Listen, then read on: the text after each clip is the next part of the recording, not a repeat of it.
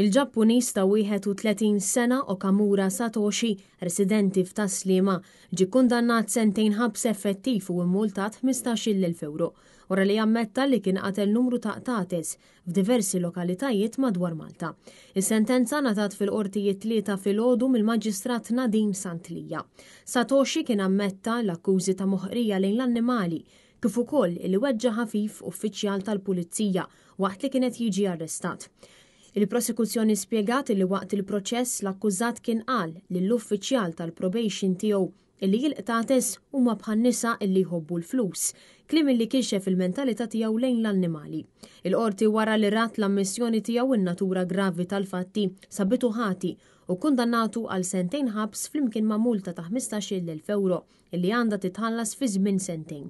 Barra minn hekk ġiet imposta fuqu ordni ta' trattament ta' 3 snin u projbit milli jżomm annimali għal perjodu ta' 40 sena.